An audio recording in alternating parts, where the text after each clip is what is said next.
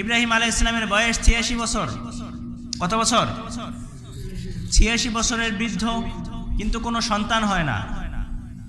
এই ৮৬টা বছর ধরে আল্লাহর কাছে চোখের পানি ফেলে কান্না করেছেন। কান্না করতে করতে করতে করতে ৮৬ বছর পরে আল্লাহ পাক রব্বুল আলামিন তার দোয়াটা কবুল করে নিলেন। কবুল করে এবার আল্লাহ তাকে একটা ফুটফুটে পুত্র সন্তান দান করলেন, ইসমাইল আলাইহিস সালামকে দান করেন। ফালাম্মা বালাগা মাহু সায়া, আল্লাহ ঘটনা বর্ণনা করছেন কোরআনের মধ্যে। নবীদের স্বপ্ন সত্যি হয়, আগে মনে রাখবেন। নবীদের স্বপ্ন আর আমাদের স্বপ্ন কখনো এক হবে না।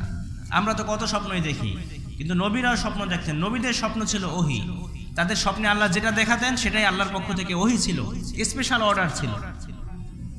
রব্বুল আলামিন সে কথাই বলেন, فلما بلغ معه السعي قال يا بني إني أرى في المنام أني أذبحك فانظر ماذا ترى। আল্লাহ বলেন ফালাম্মা বালাগা মাহু সায়া, যখন ইসমাইল ইব্রাহিমের সাথে হাঁটতে পারে, যখন বাবার সাথে গুড়গুড় গুড়গুড় পায়ে হাঁটতে পারে, কিছু বুঝতে শিখেছে, একটু একটু বোঝে, বাবার সাথে হাঁটে, কথা বলতে পারে, একটু বুঝমান হতে শুরু করেছে, আল্লাহ পাক রব্বুল আলামিন তখন ইব্রাহিম আলাইহিস সালামকে স্বপ্নে দেখালেন যে ইব্রাহিম, তোমার প্রিয় বস্তুকে, তুমি তোমার সন্তানকে আমি আল্লাহ নামে উৎসর্গ করো। কেমন সন্তান আল্লাহ তাকে দিলেন। এজন্য আল্লাহ বলেছেন ৮৬ বছর পরে ইব্রাহিমকে ফাবাশশারনাহু বিগুলামিন হালিম, আমি ধৈর্যশীল সন্তানের সুসংবাদ তাকে দিলাম। কেমন ধৈর্যশীল? ইব্রাহিম আলাইহিস সালাম তার ছেলেকে ডাক দিলেন, ডেকে বললেন, ইয়া বুনাইয়া ইন্নী আরা ফিল মানামি আন্নী আযবাহুকা ফানজুর মাযা তারা। ইব্রাহিম আলাইহিস সালাম ইসমাঈল আলাইহিস সালামকে ডাক দিলেন, ডাক দিয়ে বলেন, ও আমার কলিজার টুকরা বাবা, আমি স্বপ্নে দেখেছি আমি তোমাকে জবাই করতেছি। এখন বলো এ ব্যাপারে তোমার অভিমত কি, এ ব্যাপারে তোমার মত কি?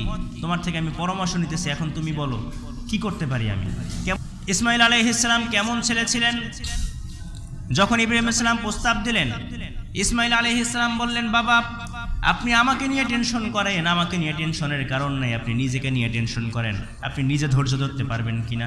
ইয়া আবাতি ফাআল মা তুমার সাতাজিদুনি ইনশাআল্লাহু মিনাস সাবিরিন। সুবহানাল্লাহ পড়েন। ইসমাঈল আলাইহিস সালাম বলেন, ও আমার বাবা, ইফআল মা তুমার, আল্লাহ আপনাকে যেটা আদেশ করেছেন আপনি সেটাই পালন করেন। আশা করা যায় অবশ্যই অবশ্যই আপনি আমাকে ধৈর্যশীলদের মধ্যে পাবেন। সুবহানাল্লাহ।